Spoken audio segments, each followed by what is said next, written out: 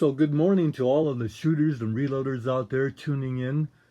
It's Fortune Cookie in the hot lead zone coming to you this morning with a very challenging video. And that is that John Henry has a question about why his Blackhawk 45 Colt doesn't shoot well. And the thing about John Henry is he is a machinist, a precision machinist. Now what that means is, if there's anybody that knows how to measure things when it comes to products and manufactured items, metal, it's a machinist.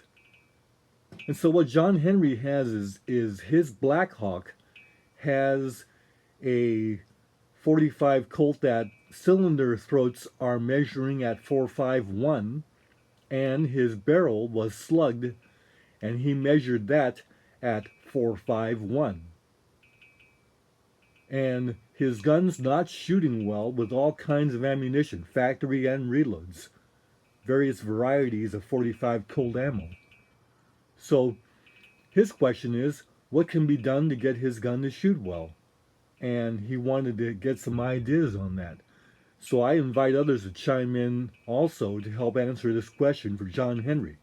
Since a machinist knows how to measure things, then his measurements actually have more validity than ours, because he used pin gauges to measure his cylinder throats, and whereas most of us don't have any kind of access to pin gauges, we use a caliper and do the best we can measuring chamber throats by taking multiple readings and trying to get the very thinnest part of our caliper in there and to be square with the measurement and this kind of thing to try and get an accurate measurement. And for our purposes, it works pretty well. But pin gauges are the best way to measure a cylinder throat, and that's what he used. Now, you've seen on previous videos that this 5.5-inch 45 Colt Blackhawk of mine has cylinder throats that measure at 451 to 4515. Now, it just so happens that my 45 ACP cylinder that is part of this Blackhawk convertible, that cylinder throat measures at 450 to 4505. It's 1,000 smaller. All these cylinders are 1,000 smaller than my 45 Colt cylinder throats. But for all intents and purposes, I use the same size bullets for both cylinders, for both calibers.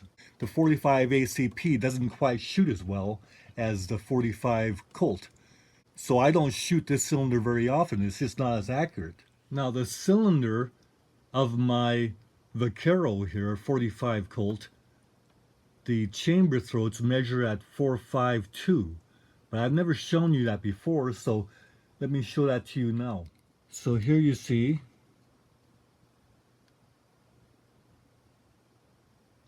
452. Now I won't show you the rest of them, but they all measure out at 452. Well, since both these revolvers shoot very accurately with the 45 Colt, I never had any need to slug the barrel, because if a revolver is shooting well, we just figure out what the chamber throats are and get our bullets 1,000 bigger than chamber throats and shoot those. If they shoot accurately, we're in business. It means the revolvers are properly set up. Well, if the revolvers aren't shooting well, that's when I would go ahead and slug the barrels to see what's going on.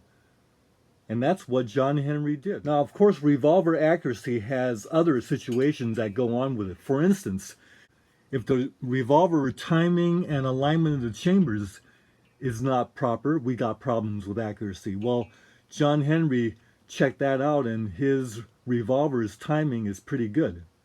They're fine. It's fine. So that's not the cause in his case. But perhaps it might be the forcing cone is poorly done. It could be the barrel is a bad barrel. It could be that there's a rough barrel. It could be that his gun has a bad constriction right here, caused by threading the barrel into the frame. And if that's the case, then he's going to have problems until that constriction's removed. Well, obviously, I don't have problems like that with my revolvers. But let's go ahead and check out the the groove diameter of the barrels anyway, because if the groove diameter of the barrel isn't matched to the cylinder throats, then we got problems there in getting accuracy and also leading. Now, an interesting aspect of 45 Colt revolvers like these two is that when you look at an unloaded gun, of course, from the muzzle end, the muzzle opening looks like it's as big as the cylinder throats. The doggone muzzle looks like it's full caliber. Now that's not true for, as you've seen in some of my other videos, the 44 Magnum actually looks smaller on the muzzle than it does to the cylinder throats. And in my 38 357s, same thing. It looks smaller. You can actually see that it looks smaller. But that's not true for the 45 Colt, at least the ones I have. So let me show you what that looks like. Do you see what I mean? That muzzle looks like it's as big as the cylinder throats. Or as the German POW said when the GI guard stuck a 45 automatic in his face, that looks gross. Well, the reason why was the POW was misbehaving badly. See what I mean? That looks pretty gross, especially if there are torpedoes in those cylinder throats. So let's go ahead and slug these two barrels. So there's the gun all snug down in the vise, protected by the towel. 3-in-1 oil went into the bore, and then we went ahead and started a cast bullet into the muzzle. So there you see when the slug is properly started into the barrel, you get that ring of lead. So these slugs were driven through the barrels with a rod, and no damage to the guns was done because it was done very carefully. You saw that on other videos, so I don't need to show you the actual driving through in this one. Now, very interesting, the 45 Blackhawk actually measures out at 451 groove diameter, and the Vaquero measures out groove diameter at 0.4505, pretty close to 451.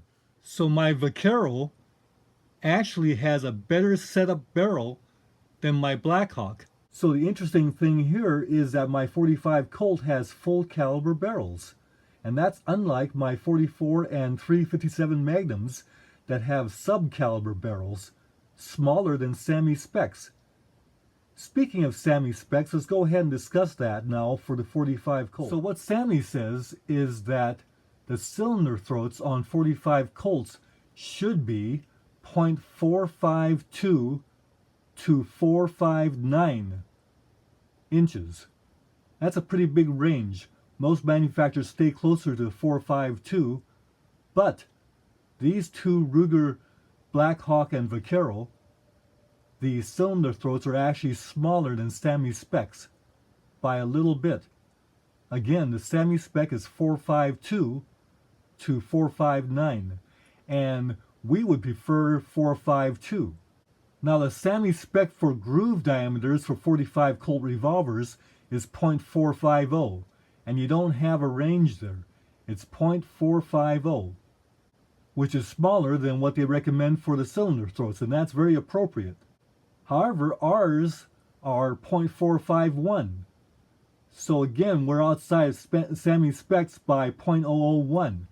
We would prefer that the groove diameters would be smaller than the cylinder throats by at least the 450 or smaller than that.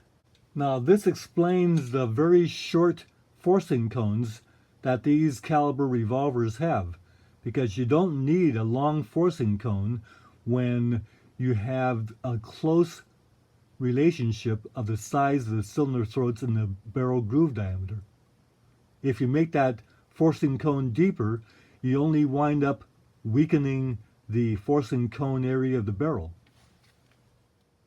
Again, look at how short that forcing cone is on the 45 Colt. You just don't need a long forcing cone. And again, you wouldn't want one because you would weaken the back end of the barrel and cause a higher chance of cracking of the forcing cone area. So all this time I've owned my 45 ACP cylinder with the 450 cylinder throats, didn't shoot well. I just never used it. Well, now I know why it doesn't shoot well, because the 450 cylinder throats are smaller than the 451 barrel groove diameter. When the bullets come out of this cylinder throat, they won't lead the barrel because they're obturating. The bullets obturate here, but the 450 bullets going into the back end of the barrel, when it engages the rifling, it's too small.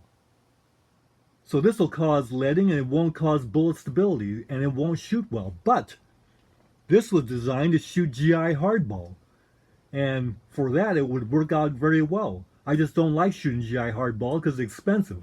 I can shoot my cast lead bullets a lot less, but it won't shoot well because of the reasons we already discussed. Incidentally, John Henry, I can get 2 pieces of .001 shim stock through there, so I'm thinking that if I had a .003 feeler gauge, I could probably get that through there. So my flash gap is .003, which is half of what yours is, but turns out .006 is still acceptable.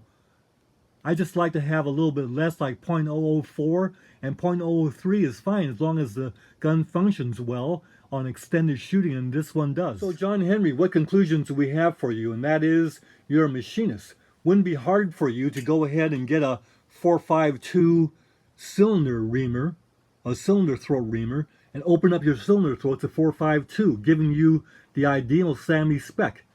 Because then you're going to go into a 451 barrel with your 452 bullets to get good obturation and filling out of the grooves, and you should have some good shooting.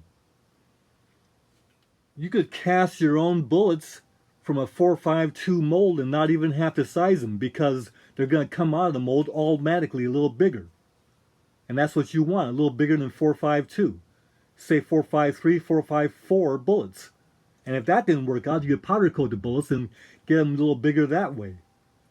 So that should get you some good shooting. But the problem with that is, we do anything to our gun in terms of home gunsmithing. Even though you're a machinist, you're not a gunsmith. And if you do something on your gun, you void any kind of factory warranty. So John Henry, the best recommendation that I would have for you would be to send the gun back to Ruger to let them have a look.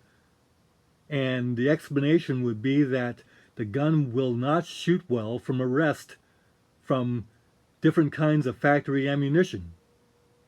And let them have a look at it and see what the problem could be. Now, the following reasons are why we would send it back to Ruger. One, you don't void the factory warranty by doing any kind of home gunsmithing or private gunsmithing. The second reason would be that every revolver has its own personality. Certainly there are rules for how revolvers should be set up for the best kind of performance, but even the SAMMI specifications have a wide range, such as what we saw with the cylinder throat. You can be anywhere from 452 to 459. That's a big range. So all these variables make revolvers a different animal, each and every one of them. By the way, John, you'll notice that I didn't include showing the diagrams and drawings of the SAMMI specifications, and the reason why is it's on their site. We can look it up, and reproducing it in any manner or form is a violation of SAMMI copyrights. Don't want to do that. 3, why spend your money on buying reamers and lappers and all of this kind of thing when the factory should take care of this for you? Plus, 4, if you wind up with a new barrel or a new cylinder, what's wrong with that?